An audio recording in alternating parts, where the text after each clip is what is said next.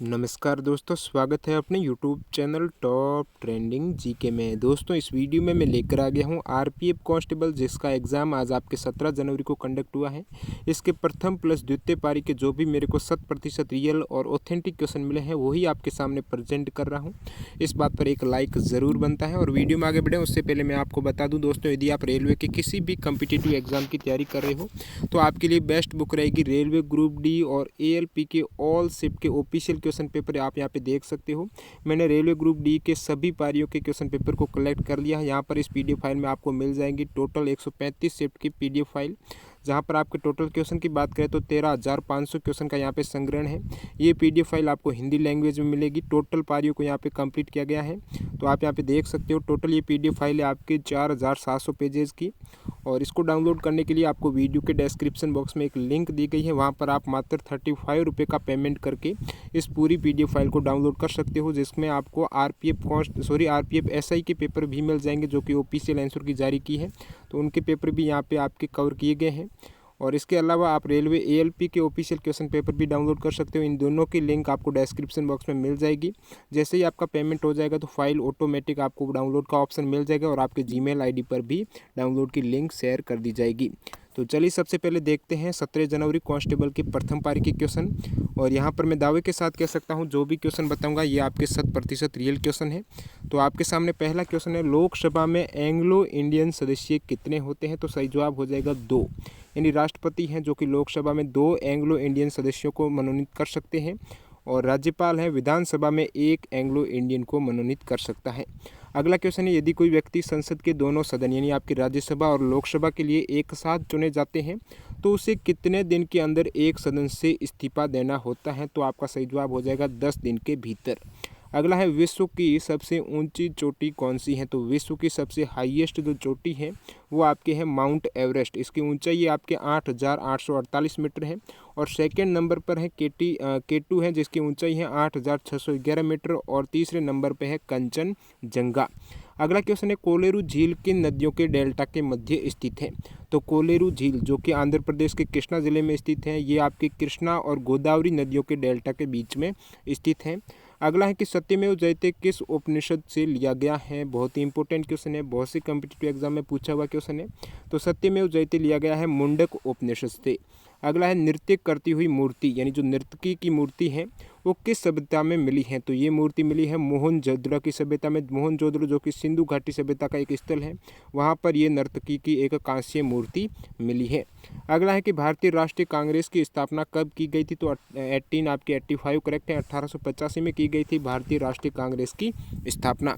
Next question, Bharat का सबसे ऊंचा जलप्रपात किस नदी पर बना हुआ है? तो भारत का सबसे ऊंचा जलप्रपात है कौन सा? तो वो है आपका जोग या फिर इसको गरसोपा जलप्रपात भी बोलते हैं। ये आपके शरावती नदी पर बना हुआ है जो कि कर्नाटक में है। और विश्व के सबसे ऊंचे जलप्रपात की बात करें, सबसे बड़ा जलप्रपात है वेनेजुएला में, उसका नाम है एंजल जलप्रपात, एंजल फॉल्स उसका नाम है, जो कि 979 मीटर की हाइट पर है। और अगला क्वेश्चन है, सुशील कुमार किस खेल से संबंधित है? तो सुशील कुमार रेसलिंग से है, कुश्ती से संबंधित है सुशील कुमार। और 2016 के पैरा ओलंपिक में दीपा मलिक ने कौन सा पदक जीता था? तो 2016 में पैरा ओलंपिक में दीपा मलिक ने शॉट पुट में रजत पदक जीता था, जो कि हरियाणा की है दीपा मलिक। अगला है कि कोशिका नाभिक की खोज किसने की है? तो कोशिका नाभिक की खोज की है रॉबर्ट ब्राउन ने की है। कब की है? 1831 में। नेक्स्ट है कि बर्फ़ का गलनांक कितना होता है? तो दोस्तों, बर्फ़ का गलनांक और जो मेल्टिंग पॉइंट और फ्रीजिंग पॉइंट दोनों इक्वल होते हैं, जो कि 0 डिग्री सेंटीग्रेड होते हैं। यदि आपके ऑप्शन में केल्विन या फिर फ़ारेनहाइट था तो वहाँ पर करेक्ट होना चाहिए आपके 273 केल्विन या फिर 32 फ़ारेनहाइट। नेक्स्ट क्वेश्चन है, महाबलीपुरम मंदिर किसने बनवाया है? तो महाबलीपुरम मंदिर है ये बनवाया है पल्लव राजा नरसिंह देव वर्मन ने बनवाया है।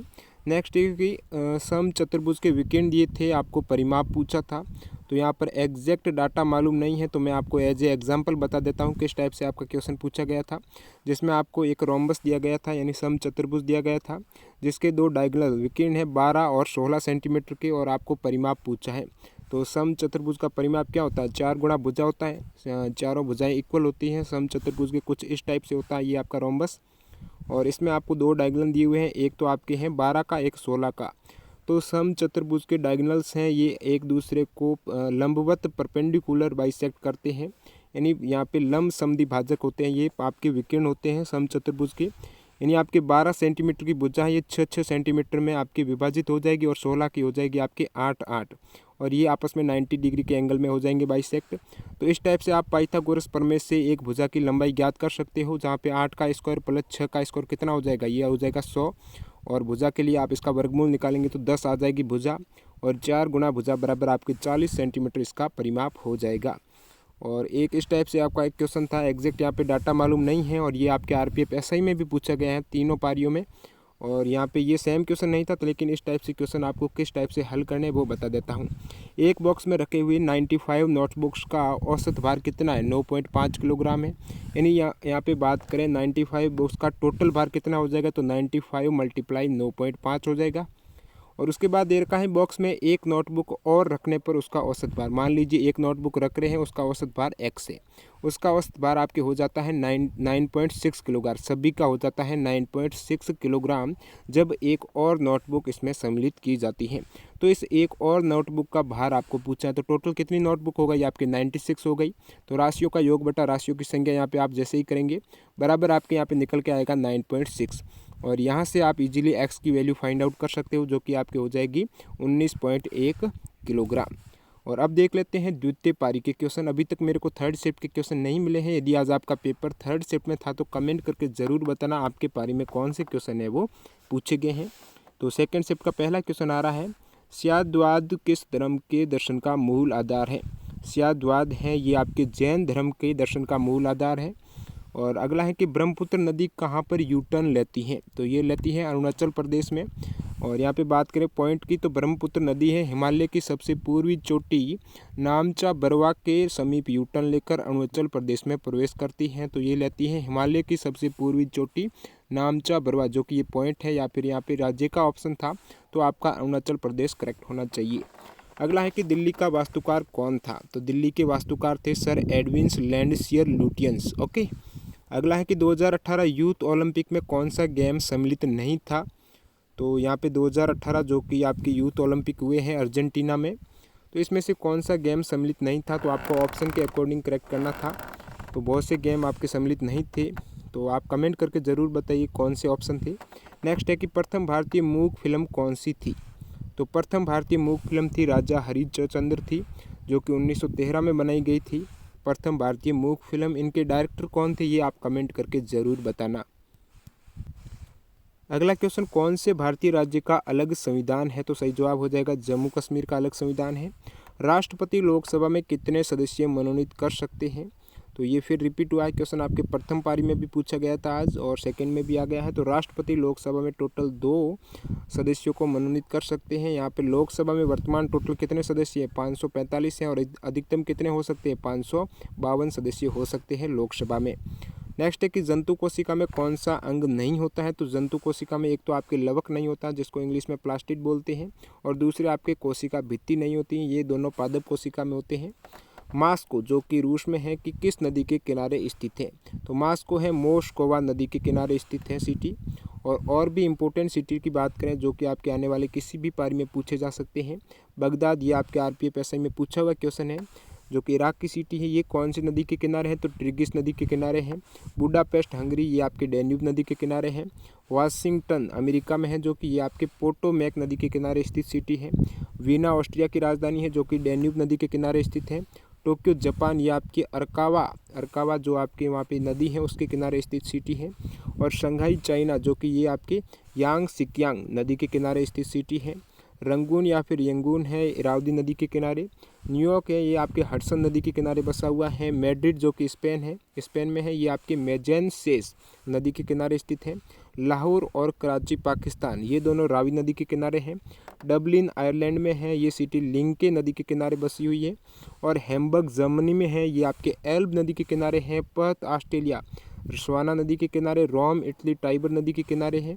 सभी इंपॉर्टेंट सिटीज़ है, कौन सी नदी कौन से किनारे बसी हुई है, कौन सी सिटी कौन सी नदी के किनारे बसी हुई है। लंदन की बात करें तो जो कि इंग्लैंड की सिटी है, ये टेम्स नदी के किनारे बसी हुई सिटी है। सिडनी ऑस्ट्रेलिया डार्लिंग नदी के किनारे है। कीव रसिया निप्पर नदी के किनारे बसी हुई सिटी है। और बाकी ये सभी आपको क्वेश्चन PDF फॉर्मेट में टेलीग्राम चैनल पर मिल जाएंगे। वीडियो के डिस्क्रिप्शन बॉक्स में लिंक है, वहाँ पे क्लिक करके आप ज्वाइन कर सकते हो। अगला आपके एक टर्म दिया गया है स्पोर्ट का, अटैक लाइन का संबंध किस खेल से है, जो कि प्रत्येक पारी में इस टाइप से एक टर्म पूछा जा रहा है। तो अटैक लाइन का संबंध है वॉलीबॉल से। नेक्स्ट क्वेश्चन है, महात्मा गांधी ने दांडी सत्याग्रह कहाँ से शुरू किया है। सही जवाब हो जाएगा आपके साबरमती आश्रम अहमदाबाद से ये दांडी सत्याग्रह शुरू किया है। कब किया था, 1930 में हो जाएगा। आयुर्वेद का संबंध किस वेद से है, तो सही जवाब हो जाएगा आयुर्वेद का संबंध है अर्थवेद से।